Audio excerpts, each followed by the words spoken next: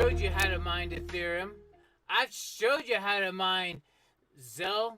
I've showed you how to mine Bitcoin Gold, Callisto, and a whole host of others. But Steve, you never talk about Bitcoin. Why don't you talk about how to mine Bitcoin? Bitcoin, Bitcoin, Bitcoin. Well, guess what? Today's the day. Today I'm going to teach you how to mine Bitcoin.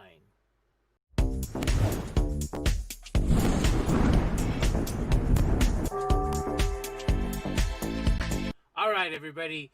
Welcome back. Another weekly installment of the CryptoMind NerdCon 1 edition for the NerdCon 1 network. If you're not on nerdcon1.com and subscribed up to the other creators on there, you are missing out on some great content. Besides my nerdy crypto content, there's some great creators over there talking about all of the latest games, Disney and what's up with them, Cinephile Saturdays with another Steve who talks about everything in cinema. There's so much great content in one place at nerdcon1.com. Check it out. Nerdcon1.com is sponsored in part by Pyre Performance Products and Razer Streamer. Check those out. The descriptions will be below in my video's description area. Okay, why am I talking about Bitcoin today? Well, the reason is easy. So the reason why I'm finally breaking down and talking about this is I know there's a lot of interest out there, and there's extra interest in what's going on with Bitcoin because right now it's breaking out. As of this recording, it's at 12,700 each. That's up 7.41% from 24 hours ago. But this thing's on a tear. Bitcoin is breaking through a lot of resistance that would keep bouncing off of, especially at 12. It was bouncing off at 10.5 a while back, but it has broken through both of those and are still charging.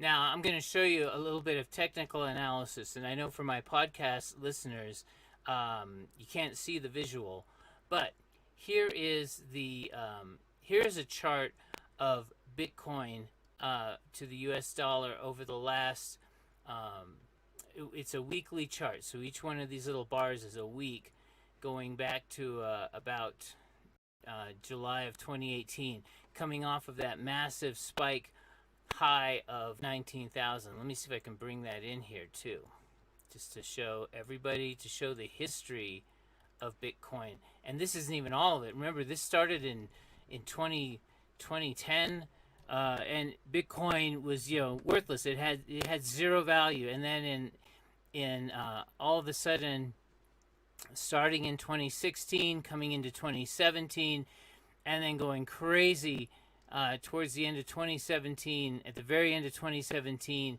it hit its monster all-time spike of around 19,200, 19,000, almost 19,300, right? And then it's been sort of a long, dark, tough time all the way down to the end of November of 2018, where it got down to about 3,300, and then there was another rise and fall. The COVID crisis coming in March didn't help, but through it all, Bitcoin has survived and sustained, and is now making some big gains. So for those that are not familiar with technical analysis, and believe me, I'm a novice at this, there are other people that are way more skilled at this, and you can find them on YouTube. One gentleman I do follow, and I'm going to tell you, is someone you should sign up with or subscribe, watch the videos of, is a gentleman named Tom Crown, especially about Bitcoin, but he looks at other of the altcoins throughout the cryptoverse as well. So some of these things I'm giving him all credit to for teaching me. But there's a couple of things going on, which is these moving averages, the 50, the 100, and the 200-day moving average. A lot of people look at this. All of them are now below where the current price is. But the big one, the 200-day moving average, the one that doesn't get rocked up and down quickly by daily or weekly events, it is at the highest point it's ever been at 6908. And this chart, I'm sorry, it doesn't show the 200 going all the way back, but the reason why it's higher now than it was back in the day when Bitcoin got up to that 19.3 is because it happened so quickly and it came off of it so quickly that the 200-day moving average didn't have time to like tick up before it had to start leveling and tick down again. So this is a big one, that this moving average is higher than it ever has been. And actually the 50-day looks higher, and the 100-day is about the same as a while back. But all of those are just in a great spot. The other thing that people were looking at was they were looking at the Bitcoin at $10,000 a piece, the 10K line. And so with this one, what happened is that for a little while here in 2017, it stayed above 10K, you know, even when it came off the 19,000. And then back over here in the summer of 19, it peaked up over 10,000 here a little bit and here a little bit, and it touched just a little bit over there, but didn't stay there very long. And here, just pre-COVID in February 20, it touched and it just barely went right over the 10,000 line, and didn't stay long, and then we had that crash, and it's been working ever since. Well, what people have been noting now, since the week of July the 20th of this year, that's when Bitcoin crossed the 10,000 line and hasn't looked back. It went up, it went down, it tried to get close, they tried to push it back under 10,000, but they couldn't quite do it. And from there, it's been going up and down like things do, but it never has revisited the 10,000 line, and in fact now it's busting through more. After the 10,500 line, people were talking about 12. It's now busted 12. And apparently, like, the next line I've heard is 13,500. If it gets above that and stays there for a little while, that's going to be even more amazing. So Bitcoin is showing its strength. There's news from around the world that is demonstrating that Bitcoin is being taken seriously. Big institutional money is moving into Bitcoin. And so as that continues, as that pressure to keep buying happens, it's only going to make this coin more and more valuable. And that was what people have been talking about Bitcoin all of this time. So there you go. That's what's happening right now. It's pretty exciting, you know. And by the way, I'm not going to give anyone on this stream an official, you know, you have to buy now or sell here. I'm not giving you specific financial advice about that. I'm showing you some data. These are my opinions. These are things I've heard from other people. And I'm just sort of synthesizing my thoughts here. But this is not, you know, official financial advice. Please do all your own research and come to your own conclusions. But there you go. Now, before I tackle the next segment, let's take a moment to get a word from our sponsors.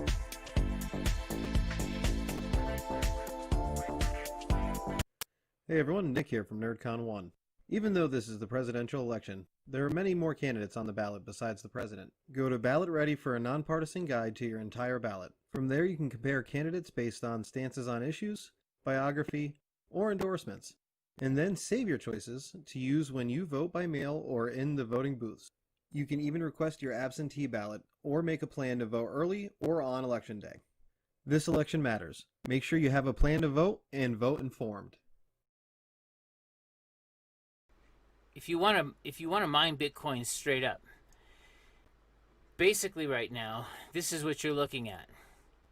You're looking at buying a Bitcoin miner that runs on 240 volt.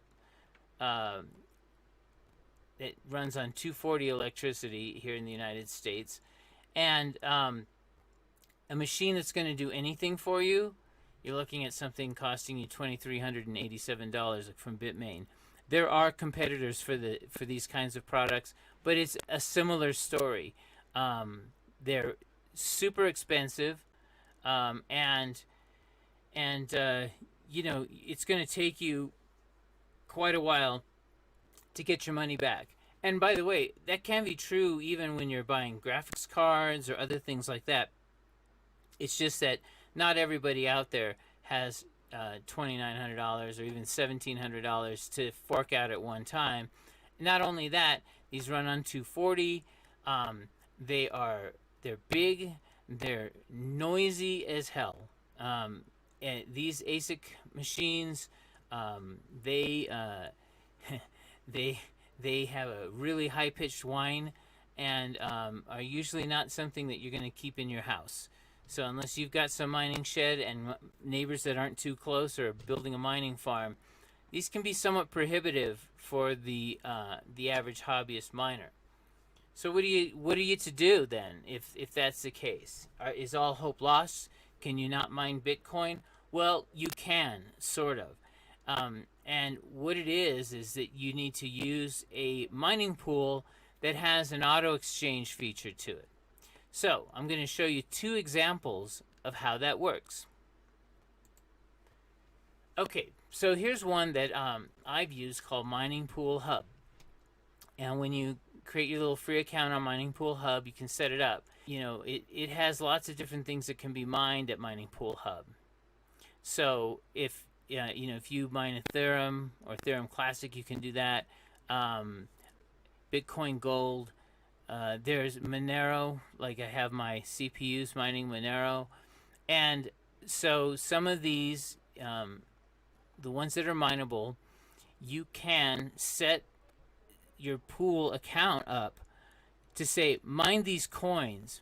But once you gathered a collection of them up, I want you to convert them into, and then name your coin. So for a long time, I was doing some auto exchange mining into Digibyte because I like Digibyte a lot, and my miners, my mining rig, my GPUs, they don't mine script. Script's not really available for GPUs, so that's why I was mining, say, Ethereum or Bitcoin Gold, and then I was having it auto exchange into Digibyte. And so I would say, then you set up over here like, okay, well, and it tells you the ones that will exchange and how it works. And I usually look at the ones that work with Bittrex. But as you can see with Bitcoin, Bittrex, DevWallet, Poloniex, they all work. And so you can, instead of saying auto exchange to Digibyte, you can come over here and change it to Bitcoin. So then when you look at your balances, you'll have what's being collected in mining in your balances. And if you have them set to auto exchange, what'll happen is after a while, this from normal wallet will shift over into the auto exchange wallet. And then it will be on exchange, and it doesn't happen right away, but at a certain point when enough's accumulated or the market's right, the switch will happen. It'll go to on exchange, and then after a while you'll see something else saying Bitcoin, and it'll tell you how much you have there. So you can mine other mineable coins with your rig or with your PC and your graphics card and your CPU and all of that, and you can take the earnings from that and turn it into Bitcoin. So that's pretty neat. So it's not that so don't ever think that you cannot mine Bitcoin at all. You totally can. Okay, it's just that you have to do it indirectly. I'm going to show you one other mining pool. So by the way, as you saw, let me do this real quick before I go to another mining pool. Mining Pool Hub, they had lots of different things that you could turn your earnings into. So now if they have 3 X's across, you need to look very carefully, then that won't be available. But there are things, you could turn things into Monero, Monacoin, Ravencoin, Yeah, Zcoin and Zencash. So, and the classic the Zcash, Verge. So there are a lot of options there. All right, I'm going to show you one other multi-pool that has even more options. This is a Zerg pool. Okay, zergpool.com.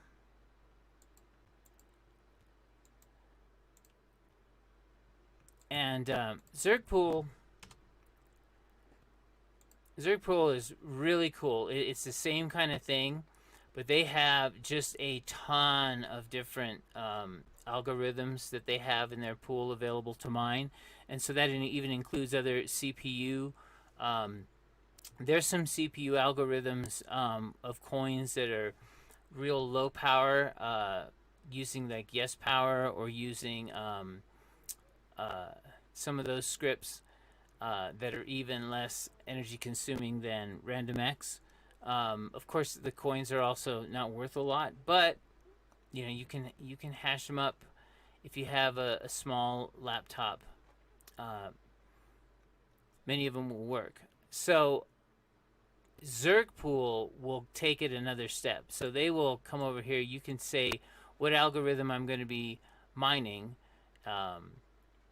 And say, for example, I'm going to be mining EquiHash 144, which I usually use for Bitcoin, and say, hey, pay me out in I'm sorry, Bitcoin Gold, EquiHash 144, and I say, pay me out in Bitcoin. And it will give you basically the language you need to put in your mining program, like LolMiner or MiniZ, Gminer, others like that mine the EquiHash 144, or like if you're doing ETHash and you're doing it with LolMiner, Claymore, Phoenix Miner, and many others that are out there. You can use that, and this gives you the basic script elements that you need to put in that command line to make the program work, and make it work in Zergpool, and to change things out for you. Zergpool has a lot of different options on how to manage that, and they don't restrict themselves. Like these top 6 currencies that they have at the top, they pretty much guarantee that they can flip whatever you mine into them in due course, but they don't limit you. So if you wanna, and I did this, like this is how I would get Digibyte, just like I did in Mining Pool Hub. But I could also come in here and mine for, and turn it into anything. They'll let you do that. A long time ago, I was doing that, turning more expensive coins into the cheaper flow coin. So the only thing that they say is that we'll do it, but since like not everyone's mining that or whatever, if we get overloaded, you might have to wait a little while for your payment, but they will honor their payments. And so a lot of respect to Zergpool for creating what I would say is the most flexible pool out there. There are some other multi-pools and pools that allow you to cash out in Bitcoin out there. So these two are by no means the only ones. But these are 2 great examples of, and I use and have used both of them in the past. So, I would tell you to explore these 2 pools if you want to get paid out in Bitcoin. Zergpool has a neat little thing. Mining Pool Hub says, we'll pay out when you get to X amount of Bitcoin, and I can't remember what the amount is right here, but it's usually something like 0.02, but they'll tell you, they have all of their rules down in here for you to read. At Zergpool, what they do is it shows you here BTC payouts are every 4 hours, as long as you're above 0.0025 BTC. So when you get to that mark, they'll do a payout and deposit it into your wallet. So here's 2 great ways of approaching mining Bitcoin, if you're just dead set on doing that, that doesn't involve you having to, after you've mined a coin, go to an exchange and make a cryptocurrency trade and then put it back where you want it. So this automatically does the switching into Bitcoin for you. So don't ever feel bound with mining that, oh, I only have these cards and they only do this certain thing, and so there's only these few things that I can do. No, actually, mining provides a lot of options, and honestly, you're only limited by your imagination as to where you want mining to take you. So again, I encourage you to explore all of these options. There's so many out there, and it's really up to you, your imagination, and your will to decide where you want to go with mining.